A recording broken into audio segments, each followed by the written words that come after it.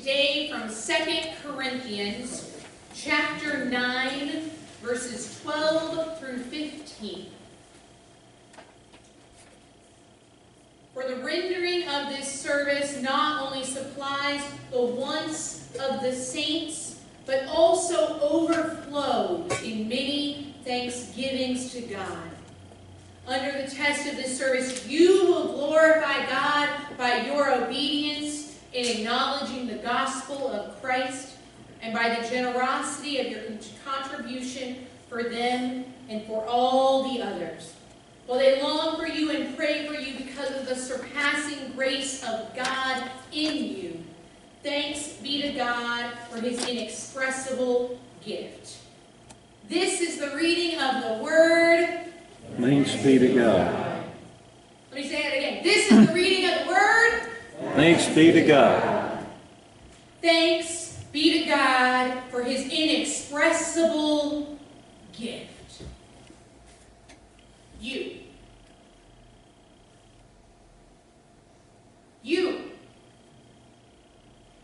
You are the inexpressible gift of God.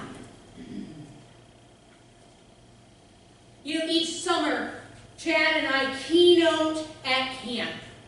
And you know we love it. Because that is our vacation time. I take maybe 3 weeks out of the year, and of those 3 weeks, I am at camp all 3.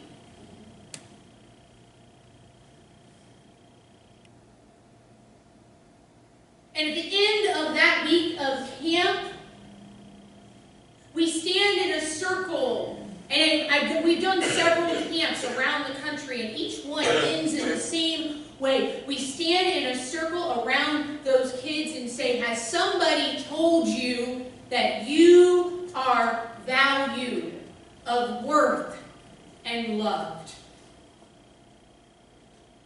They don't use these words, the inexpressible gift, but we know what that means, right? How many of you all remember the it was MasterCard, like the,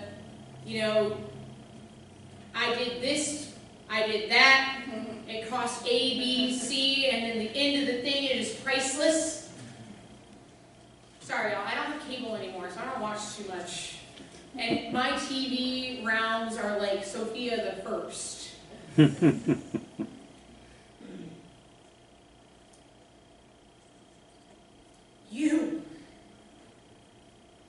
I want you to look around you right now and see the body of Christ. Old, young, some in good health, some in not, some tired and worn, some frustrated,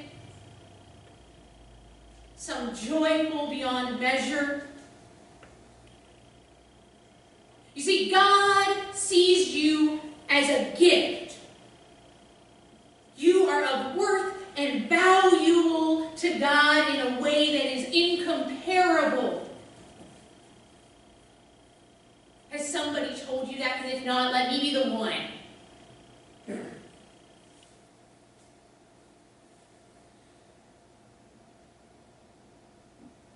This week when I was in this car accident, you know those moments when light flashes before your eyes? And you're not quite certain what the next thing will be.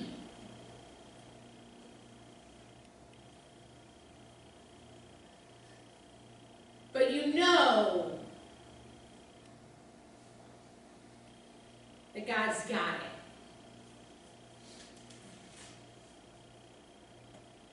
I sat there this week, and this week all I've been able to do really is sit. Yesterday was my most active day. Today I'm running on adrenaline, so if about 1:30 I start to go, yeah, that's why.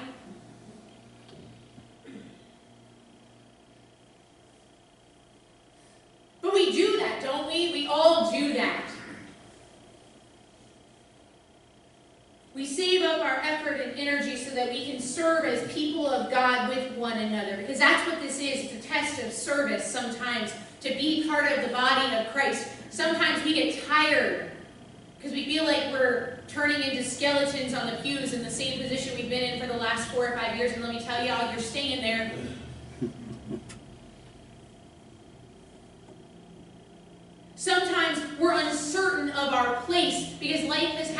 such a way that we're not sure what we can do or what we ought to do. And yet, each and every one of you has a purpose and a place. It might be that you're a presence here. So when the kids are up here for their youth Sunday, and I know you can't hear them and they make no sense, and you get out of worship super, super early, you guys might have liked that part. But they look out and they see you.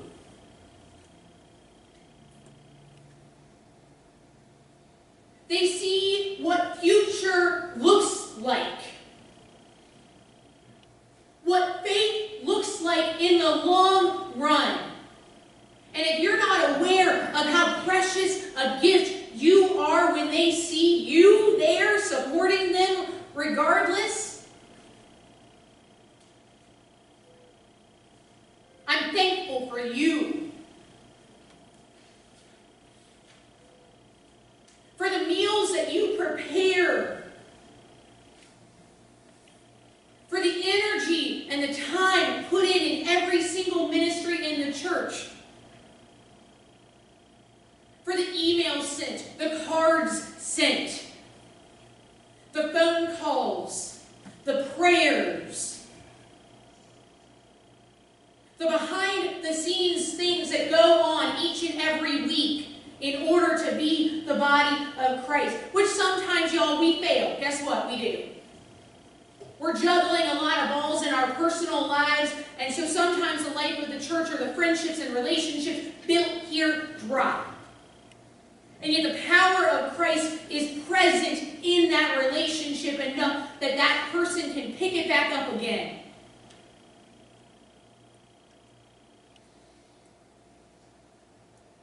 Thankful for you.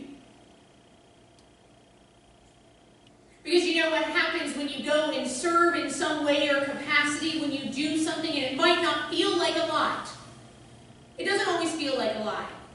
In fact, sometimes, do we not all feel sometimes that we do not do enough? And yet we're enriched in every way by the generosity of our hearts and of our spirits when we do serve out of our love for God. You see, it doesn't have to be this big gesture. It doesn't have to make the newspaper, although if it did, please mention the church. I'm talking advertising here, right?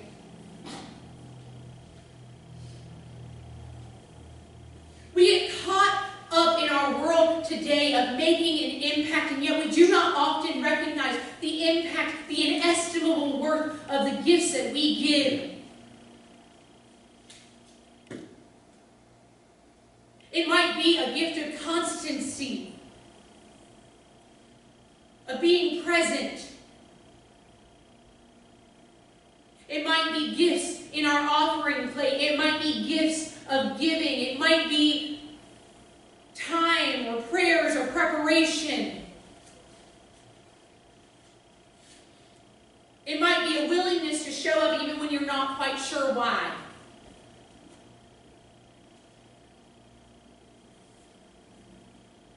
But you glorify God in obedience to the gospel, the sharing of the good news. Because that's what the word gospel means. If Sunday School 101, what does the word gospel mean? Good news. When we live out our faith as the good news of the gospel in and around the world, whatever we are doing, because guess what, y'all? Life, right?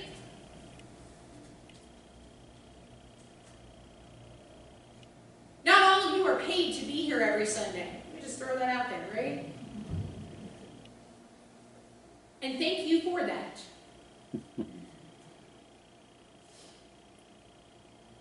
We have jobs. We have children. We have families. We have things that take of our time, and yet all we are asked of God is to be of service. And and to recognize how thankful God is for when we do that.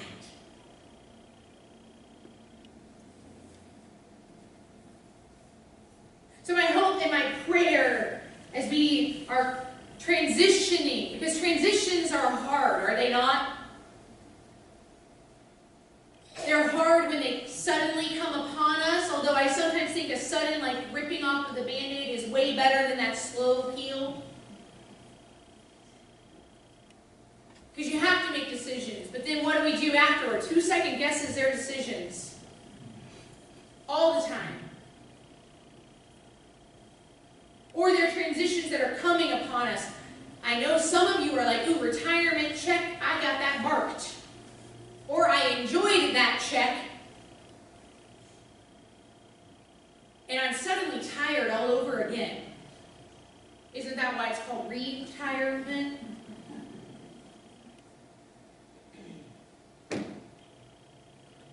Transitions that come upon us can sometimes make us ask of ourselves, what ought we, what can we, or have I done in service for God? Sometimes it can be an awakening point, right?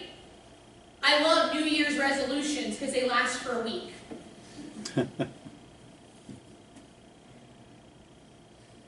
Because what happens? Life.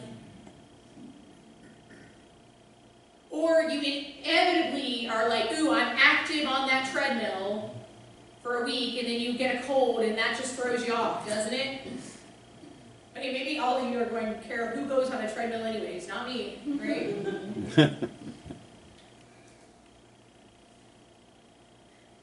And yet the thing that we must be conscientious of, the thing we must recognize in and through ourselves, is that God sees what we do, right?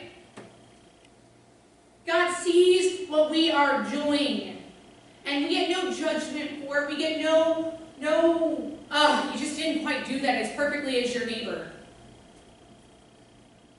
We get none of that. We get thank you. Thank you for trying to live out your life as good as you can at this moment in time in your journey of faith, because that's important.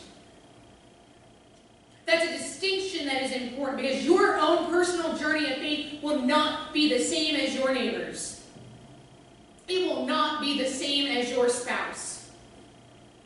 It will not be the same as someone who has sat beside you and walked on this journey with you, and that is because our lives are different. We are different. And in our differences, we are uniquely gifted to serve God in ways that we cannot imagine.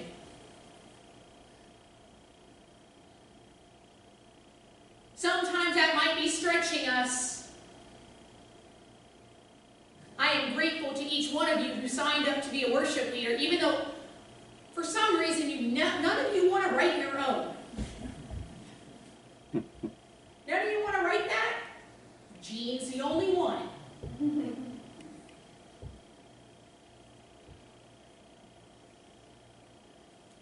But that challenges us, doesn't it? To serve in a different way.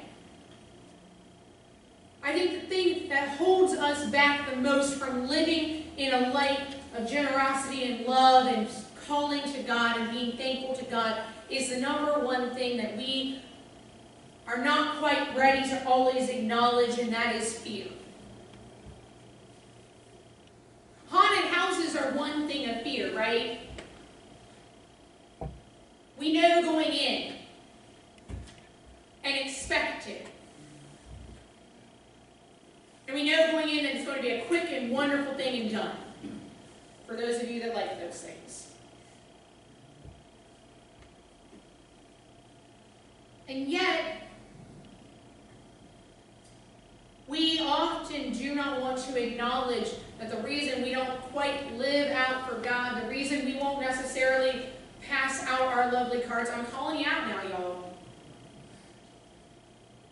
is because we're afraid of the response.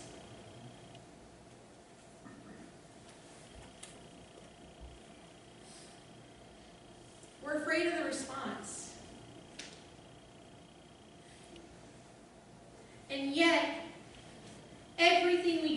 in and through the love of God is a gift. Even our fear is a gift. Because does not fear challenge us to think a little bit? Grow a little bit? Seek to understand it a little bit?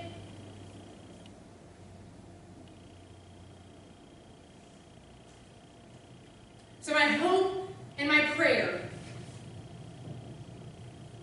that you know how grateful the church is for you. That you know your value.